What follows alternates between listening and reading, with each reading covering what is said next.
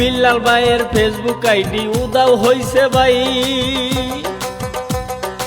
এই নিয়ে কিছু কথাই আমি বলতে চাই। শেরপুর জেলার গর্ব তিনি থরস বিল্লাল ভাই, নকলা থানায় বাড়ি তাহার হুজুরি কান্দাই। আমি ধীরে ধীরে যাইব রে গাইয়া, আল্লাহর নামটি স্মরণ করিয়া রে, ধীরে ধীরে যাইব রে গাইয়া।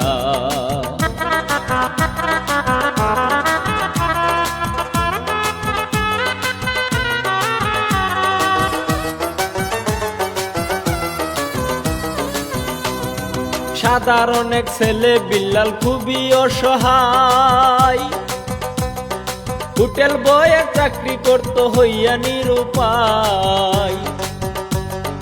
নানান রকম রেসিপি সে করিত ধারণ, সেই ভিডিও ফেসবুকেতে ভিউয়ার্সিত কম করে, তবু বিল্লাল হাল ছাড়ে নাই। একদিন ঠিকই করিব কামাই, তবু বিল্লাল হাল ছাড়ে নাই।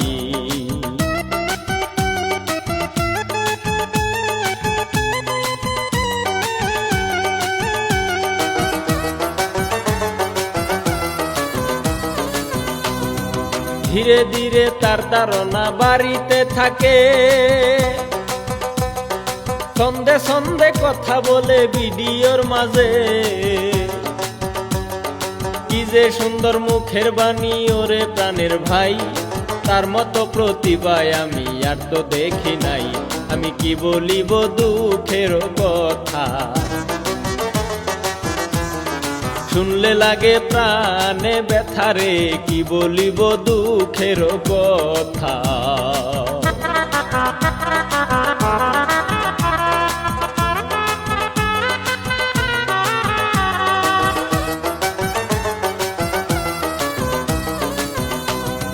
তিন মাসেরই ইনকাম যখন প্রকাশ করে ভাই, তারে নিয়ে সারা বাংলায় তুলপার লেগে যায়। ৪৪ লাখ টাকা তো আর মুখের কথা নয়, এত টাকা কিছু লোকের প্রাণে নাহি সয়, করে তারে নিয়ে রুষ্ট করে যায়। নিউজেতে আসে বিল্লাল ভাই, তারে নিয়ে রোস্ট করে যায়।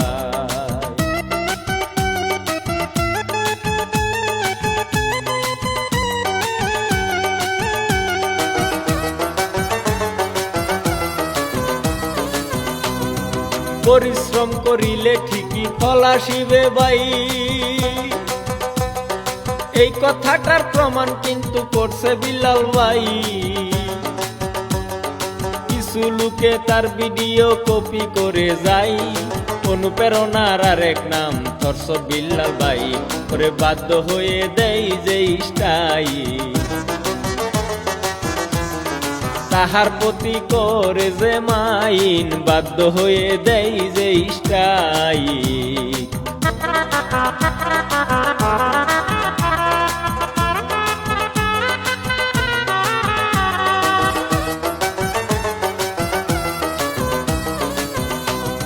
ছবি থেকে যেসব টাকা আয় করিত ভাই,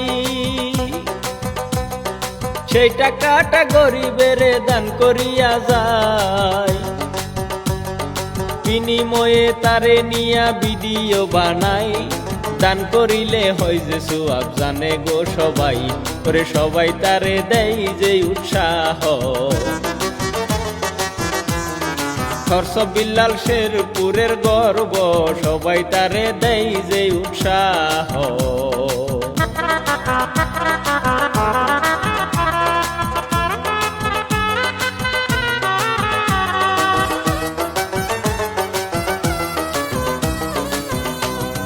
দোয়া করি আমরা সবাই আল্লাহর দরবারে,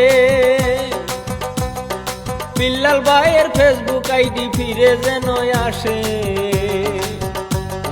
সুরে ছন্দে লিখিয়াছেন হেলালুদ্দিন ভাই, গাইলাম আমি মামুন হাসান, সবারে জানাই করে ভুল ত্রুটি করিবেন ক্ষমা।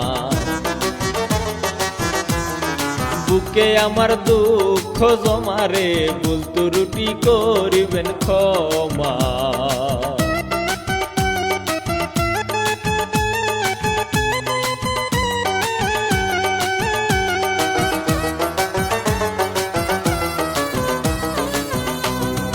এই কাহিনী তুলে ধরলাম এশিয়া বাংলায়, লাইক কমেন্ট শেয়ার কিন্তু করিবেন সবাই। বিল্লাল ভাইয়ের প্রতি রইল হাজারো সালাম, ধৈর্য শক্তি দাও গো তারে ও গো দয়াবান, এই বলিয়া ইতিটা নিলাম। সবার প্রতি রইল যে সালাম, এই বলিয়া ইতিটা নিলাম।